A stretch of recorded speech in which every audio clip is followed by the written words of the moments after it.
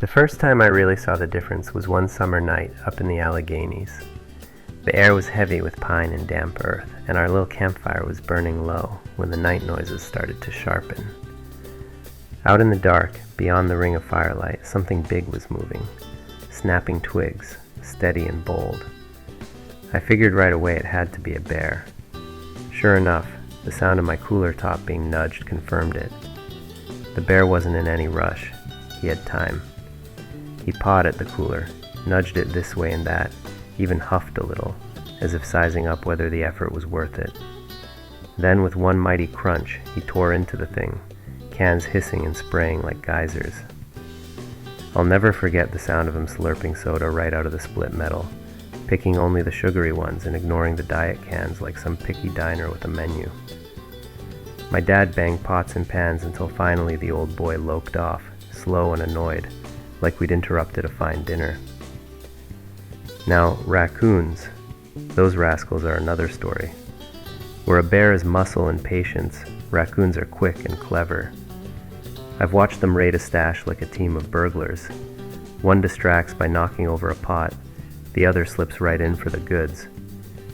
I once woke to the sound of paper rustling and little claws tapping like typewriters.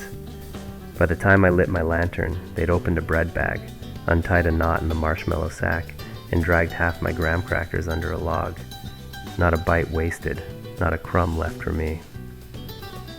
That night, lying awake, I started to wonder, who raids your stash faster? The bear with his brute strength, or the raccoons with their nimble fingers and teamwork?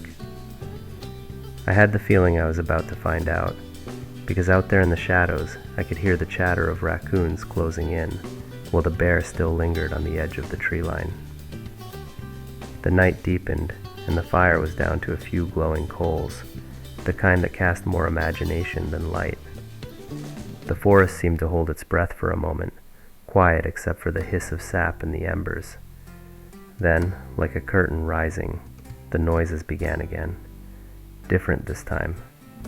Quick, nimble scratches in the dirt. Low, almost playful chittering register his weight. The raccoons froze. For just a moment, the whole scene looked like some strange council of thieves, each party waiting to see who'd make the first move.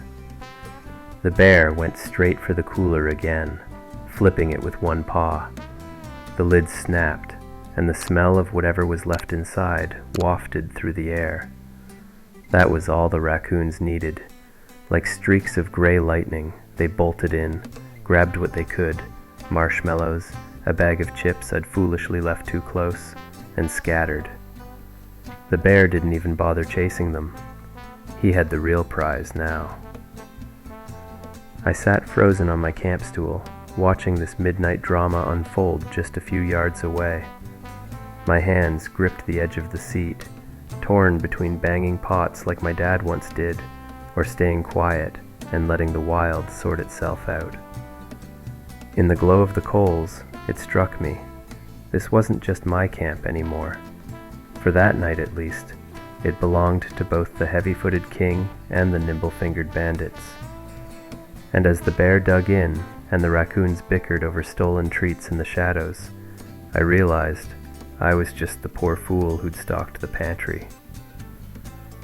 I wish I could tell you I sat calm and collected, but truth is, my heart was hammering like a woodpecker on a hollow log. The bear was snorting and pawing through my cooler, ripping plastic bags like they were dry leaves, while the raccoons kept darting in and out, snatching anything that rolled away from his big paws. It was a full-blown midnight buffet, and I was the uninvited guest to my own camp.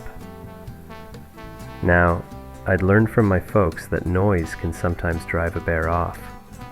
I remembered my dad's frantic clanging of pots years ago, his voice cracking as he hollered into the night.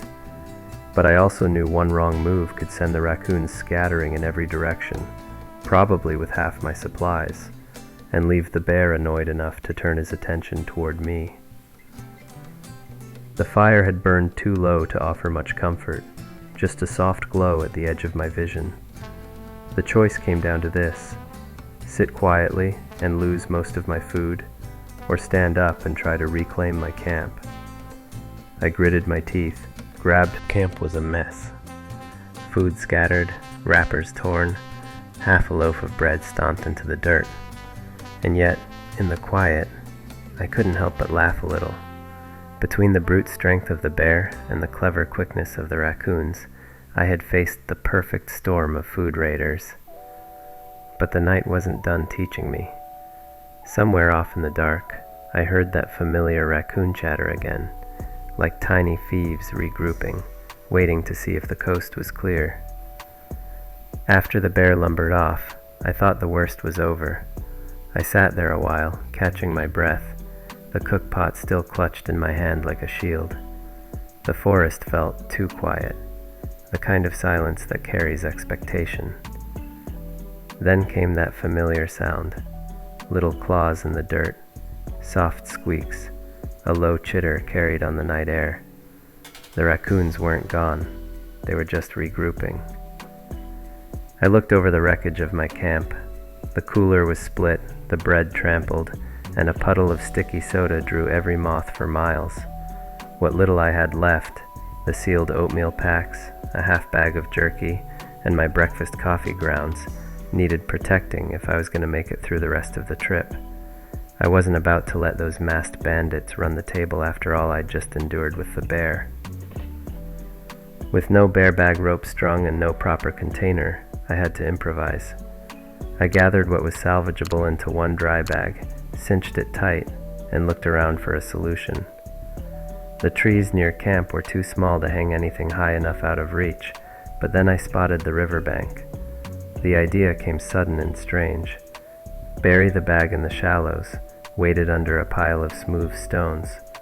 Cold water would mask the smell, and no raccoon would die for it. At least that was the hope.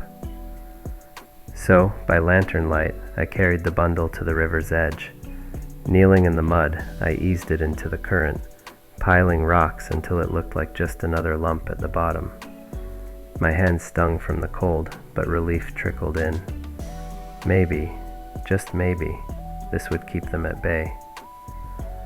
When I returned to camp, 3 pairs of eyes glowed from the brush.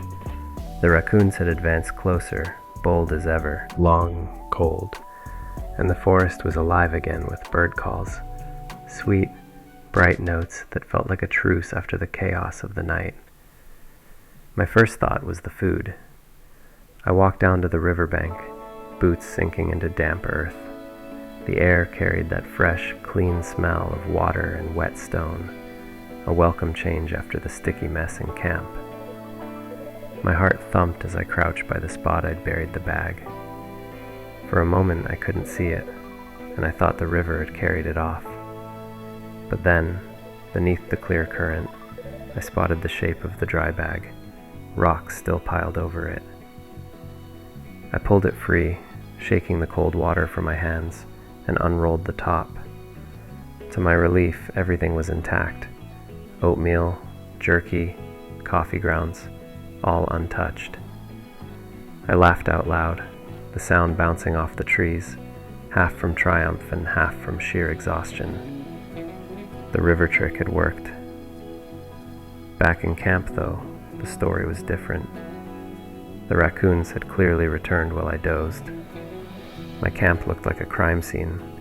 Pots overturned, my pack dragged a few feet, and little muddy paw prints stamped across the ground like mocking signatures. They hadn't found the hidden stash, but they'd made sure to let me know they hadn't given up the fight. As I boiled water for a thin breakfast, I thought about the lesson of the night. The bear had shown brute patience, slow, unstoppable, deliberate. The raccoons had shown wit and persistence, fast and clever as pickpockets. Both were masters of raiding, but in different ways. Who raids faster? No contest. The raccoons win that prize, paws down. But who does the most damage in the long run? Well, let's just say I'll never underestimate a bear's nose for sugar again. I sipped my coffee as the sun climbed, the forest now warm and golden. The night's chaos already felt like a story, the kind you shake your head at and laugh about later. Out there, you don't just camp, you share your camp. Sometimes with creatures faster than you, sometimes with ones stronger than you. The trick is learning how to make it through the night with just enough left